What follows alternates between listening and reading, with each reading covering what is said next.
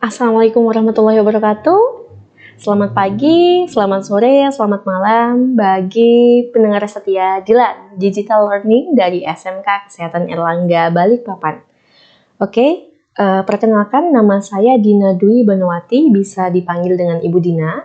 Basic saya sebagai keperawatan ya, dari keperawatan, dan di sini saya mengajar khusus jurusan produktif keperawatan ya, terutama mata pelajaran di mata pelajaran anatomi fisiologi ya. Jadi untuk memperlancar kegiatan kita kali ini, alangkah lebih baiknya kita berdoa terlebih dahulu sesuai agama dan keyakinan masing-masing. Berdoa, kita mulai.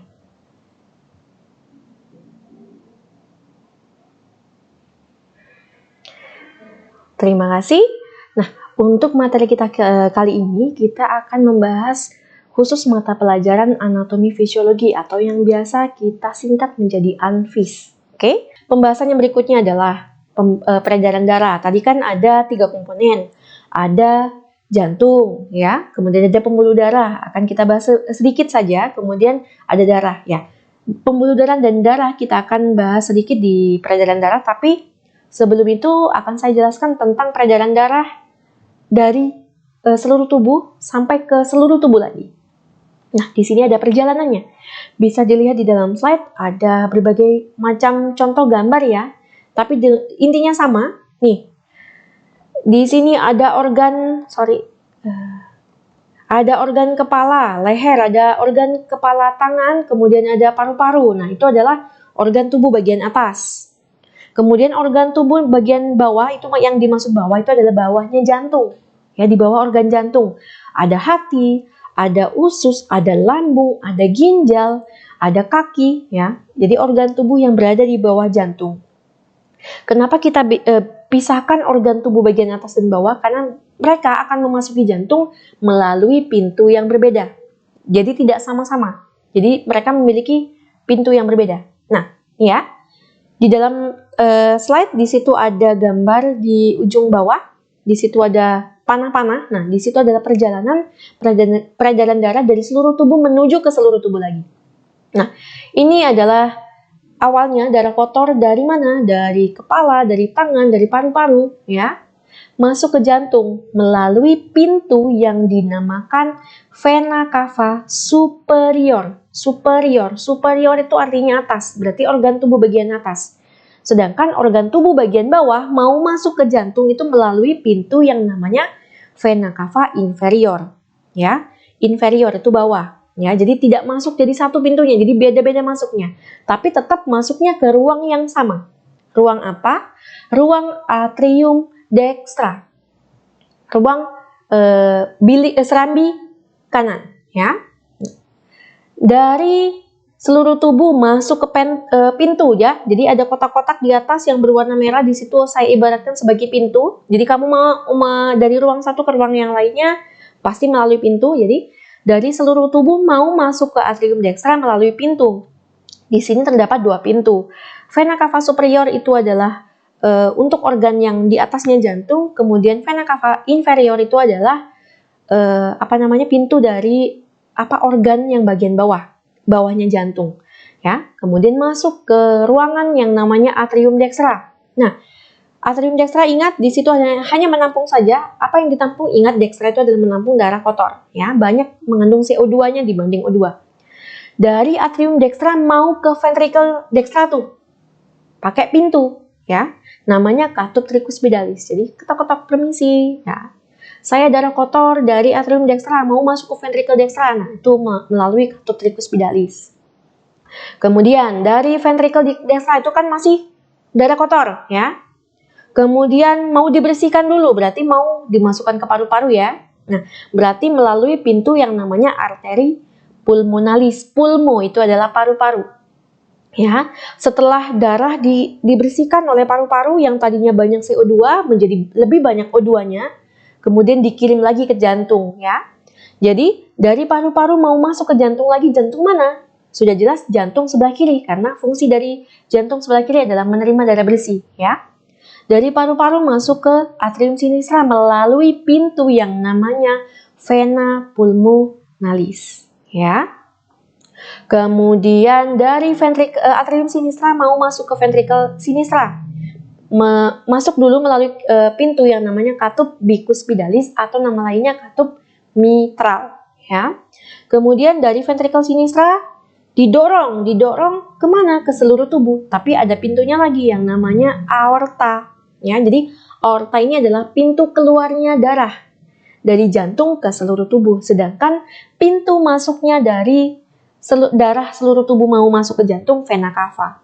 Ya, sudah jelas ada vena cava dan aorta. Vena cava adalah pintu masuknya darah kotor masuk ke jantung, ya. Sedangkan aorta adalah pintu keluarnya darah bersih dari jantung ke seluruh tubuh, ya. Mudah-mudahan bisa lebih singkat karena bisa melihat dari gambar tersebut, ya. Nah, di sini ada komponen yang selanjutnya adalah komponen darah. Di dalam darah itu banyak sekali komponen di dalamnya, ya. Jadi tidak hanya darah saja. Nah, darah itu juga dibagi menjadi 3 bagian, ada plasma darah. Kemudian ada sel darah, ya. Ada keping darah. Nah, sel darah juga masih dibagi menjadi 2, sel darah merah dan sel darah putih. Ya. Sel darah merah bisa kita sebut sebagai eritrosit bahasa medisnya. Kemudian sel darah putih adalah leukosit, ya. Kemudian keping darah itu adalah trombosit. Nah, di sini biasanya bisa kalian lihat di dalam pemeriksaan darah apabila kalian memeriksakan darah lengkap ke rumah sakit atau ke laboratorium. Pasti di situ keluar lembaran, ya. Bisa dilihat di dalam tubuh kamu itu apakah darahnya itu normal atau tidak, ya. Apakah di dalam tubuh kamu itu terdapat sebuah bakteri atau virus, ya. Tapi tidak bisa dilihat virus apa, tapi hanya bisa mendeteksi dari cek darah ini, ya. Kemudian di sini ada golongan darah, ya, golongan darah. Nah, di sini ada 4 jenis golongan darah. Ada golongan darah A, B, O, dan AB. Nah, tentu saja di dalam sesama golongan darah itu tidak mesti cocok, ya. Harus dilihat resusnya, apakah resus tersebut resus negatif atau resus positif, ya.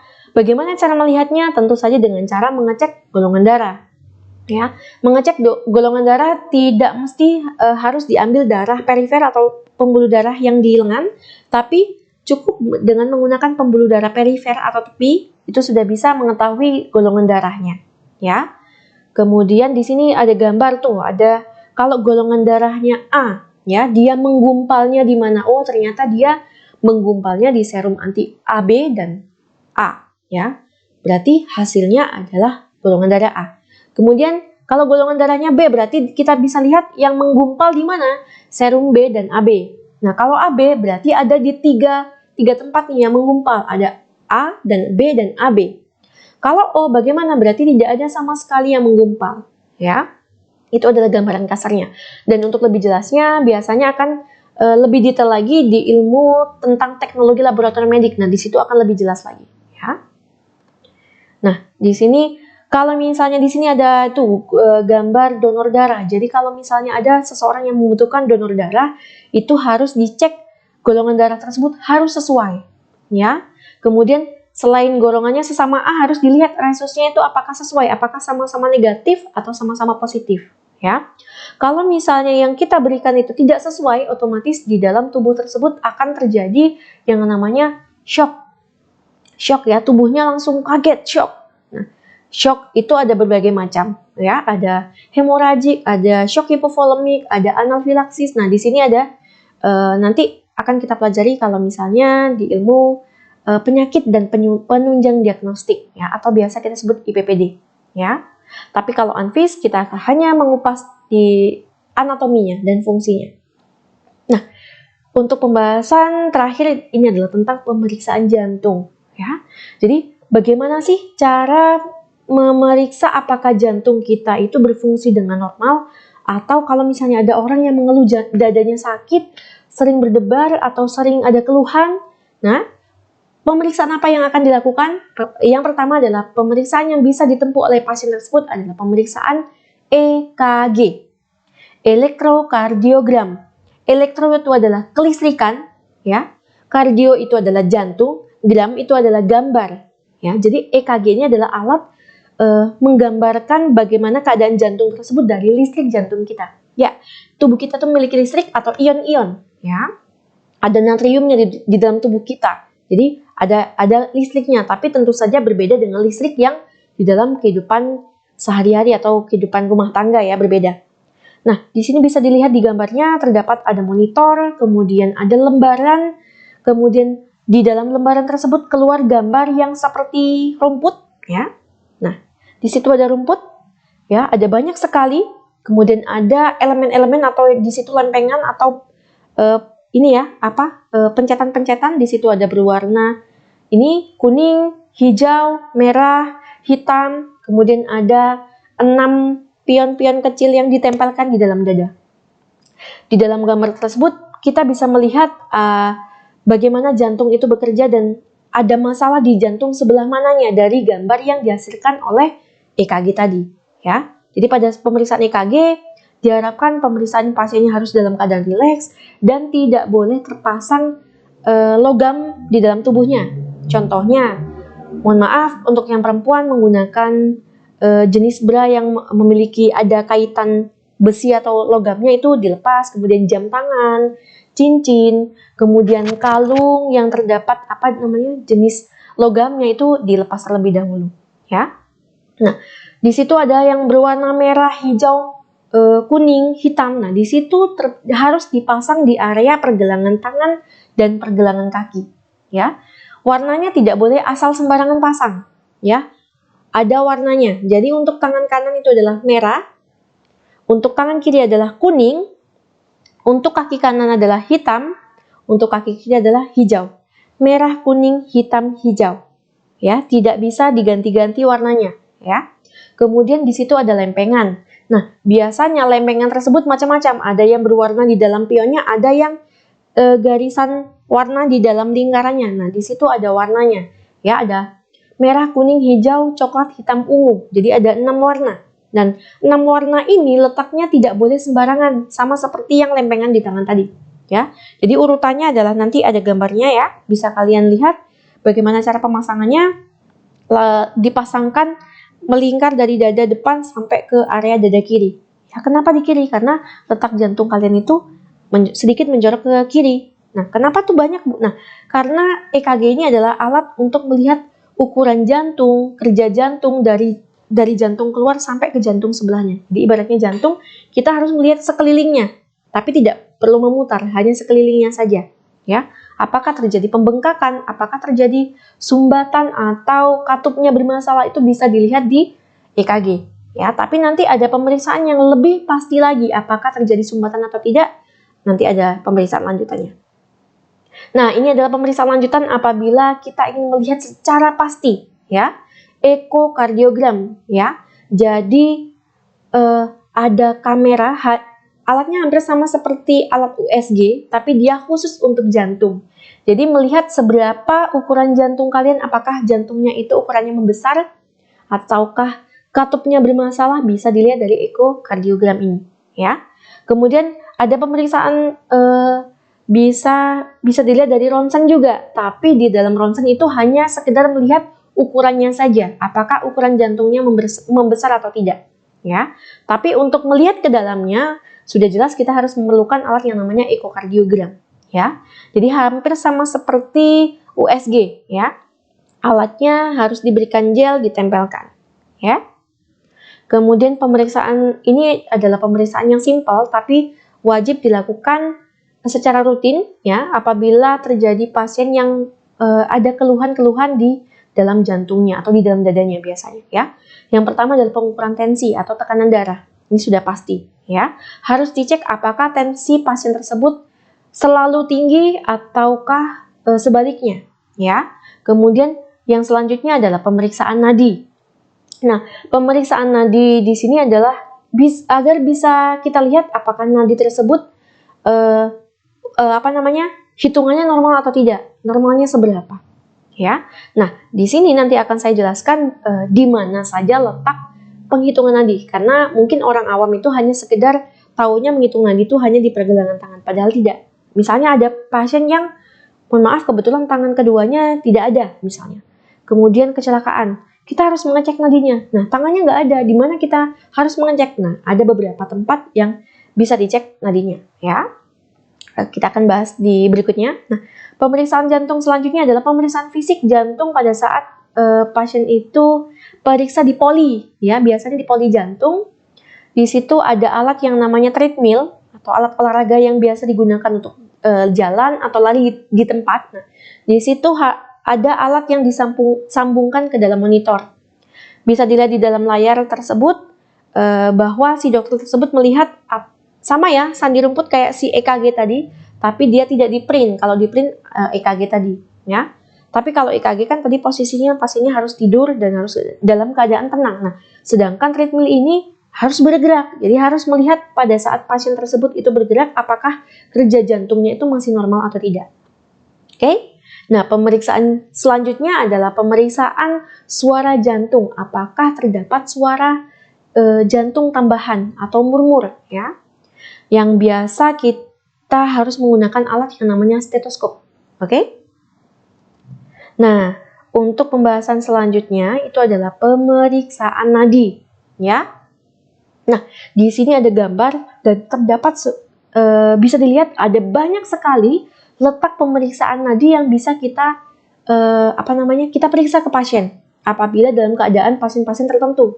Misalnya kecelakaan, kemudian tangannya mohon maaf patah atau dan lain-lain, tidak mungkin kita akan paksakan memeriksa nadi di area yang terluka. Oke? Nah, di sini ada sampai 1, 2, 3, 4, 5, 6, 7, 8, 9, 10, 11. Ada 11 tempat nih di dalam tubuh kalian yang bisa dicek nadinya, ya. Yang pertama adalah nadi bagian temporalis. Temporal berarti area pelipis, ya. Kemudian untuk yang kedua, facialis atau bagian wajah, ya. Di sini one of lower face, ya, di bawahnya di wajah sini. Kemudian nadi berikutnya adalah karotis, bagian leher, ya, kanan dan kiri sama, temporal juga sama, kanan dan kiri, ya. Kemudian selanjutnya adalah subclavialis, clavia di sini, clavicula, ya. Jadi ditekan di area bagian cekungan, ya.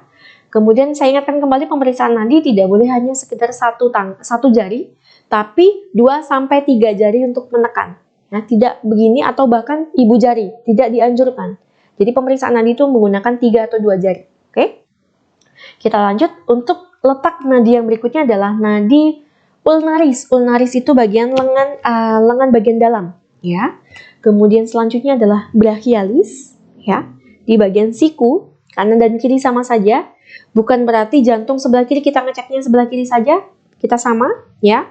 Karena pada saat jantung kalian berdetak, otomatis nadi juga akan bergerak. Ya, kemudian turun lagi di bagian pergelangan tangan namanya nadi radialis. Ya. Nah, setelah itu turun ke area bagian kaki di lipatan paha kanan atau kiri itu namanya nadi femoralis letaknya, ya. Di sini adalah pembuluh darah terbesar di dalam tubuh kalian, ya. Kemudian selanjutnya di bagian tubuh popliteal, ya. Itu adalah area di belakang lutut kalian. Kalau tangan ini ya. Kalau kaki juga sama di bagian dalam, ya. Untuk letaknya nanti akan saya jelaskan. Kemudian nadi yang berikutnya adalah tibialis posterior, ya, di bagian pergelangan kaki sama. Kalau pergelangan tangan ada nadinya, otomatis pergelangan kaki juga ada nadinya. Kemudian yang terakhir adalah dorsalis pedis, punggung kaki, ya. Biasanya ini letaknya paling jauh dari jantung, jadi dia agak sedikit tidak begitu lebih jelas daripada yang area tubuh yang lebih dekat dengan jantung. Tetap berdetaknya sama, cuma dia agak sedikit lemah. Oke? Nah, untuk pergelangan ini siku tangan dan siku kaki, pergelangan tangan dan kaki ada perbedaannya. Apabila kalian memeriksa di area brachialis, ya, itu adalah lurusnya kelingking ditekan. Kalau misalnya yang pergelangan tangan, nadi yang ditekan adalah lurusnya pergelangan ibu jari, ya. Kaki juga sama, popliteal berarti dia lurusnya kelingking, sedangkan posterior, ya, tibialis posterior itu lurusnya ibu jari, ya. Itu adalah letak-letak yang pemeriksaan nadi itu di mana saja. Jadi tidak hanya pergelangan tangan saja, tapi di dalam seluruh tubuh itu ada bahkan 11, ya. Nah, di sini ada nilai normal nadi, ada dewasa dan bayi. Ya, untuk dewasa normalnya sekitar 60 sampai 100, sedangkan bayi 120 kali per menit sampai 140 kali per menit. Jadi cara penghitungannya dalam 1 menit ada berapa kali berdetak nadi kalian. Ya. Kemudian kalau misalnya di bawah 60 berarti dia di bawah normal. Namanya adalah bradikardi, nadinya kurang dari normal atau yang bisa kita sebut nadinya lambat. Ya. Kemudian sebaliknya kalau dia nadinya kalau orang dewasa lebih dari 100 bisa kita sebut dengan takikardi. Taki itu adalah cepat, ya. Nadi lebih dari normal, lebih dari 100 karena angka normalnya range-nya antara 60 sampai 100, ya. Sedangkan di bawah 60 namanya bradikardi, lebih dari 100 namanya takikardi. Nah, ini adalah pembahasan terakhir. Bagaimana cara menjaga agar jantung kita itu tetap sehat, ya. Ingat, mencegah lebih baik daripada mengobati. Jadi bagi kalian-kalian yang jantungnya masih normal, ya, jadi harus kita jaga agar jantung itu sampai seterusnya tidak terjadi masalah. Dan bagaimana caranya? Di sini ada 7 tips cara menjaga kesehatan jantung. Yang pertama, stop merokok apabila pasien tersebut memiliki riwayat yang perokok, ya. Kemudian memilih makanan yang sehat, harus seimbang. Kemudian dianjurkan tidak terlalu banyak garam, ya. Kemudian meningkatkan aktivitas fisik bagi orang yang dia terlalu banyak mager atau terlalu banyak rebahan. Jadi harus ditingkatkan fisiknya dengan cara olahraga, tapi tidak harus olahraga berat, ya. Olahraga ringan saja dengan jalan kaki atau jalan-jalan, ya. Treadmill juga bisa. Kemudian jaga berat badan agar tetap ideal. Nah, kenapa sih, apa hubungannya berat badan ideal dengan jantung? Ingat, semakin besar tubuh, otomatis semakin besar energi yang dibutuhkan untuk tubuh tersebut bergerak dan untuk organ tersebut bekerja. Nah, otomatis semakin besar energi berarti semakin besar suplai darah yang harus dikirimkan. Ya, berarti semakin besar suplai berarti harus semakin besar pompa jantungnya agar bisa mencapai ke seluruh tubuh. Ya, jadi apabila dia obesitas atau berat badan yang terlalu berlebihan, itu dijaga agar tidak terjadi penyakit jantung, ya. Kemudian yang berikutnya, hindari minuman beralkohol. Kemudian hindari stres dengan cara bermain dengan keluarga, rekreasi atau apapun agar tidak tegang, ya. Kemudian rutin medical check up, hanya cukup tensi saja itu sudah cukup. Tapi apabila sudah mengalami keluhan seperti dada, sedikit nyeri, kemudian ada sesaknya, kemudian sampai jalan sedikit saja ngos-ngosan, itu harus segera diperiksakan, ya. Nah, itulah adalah tips-tips yang bisa menjaga agar jantung kalian tetap sehat, dan mudah-mudahan cara-cara ini bisa kalian gunakan agar menjaga jantung kalian tetap sehat. Nah, di sini adalah akhir dari materi yang saya berikan. Mudah-mudahan materi yang saya sampaikan di DLearn ini, digital learning kali ini, itu bermanfaat bagi kalian. Kemudian bisa diaplikasikan, bisa dipraktekkan, bisa memberikan semangat untuk orang-orang lain itu agar bisa menjaga jantungnya itu. Oke?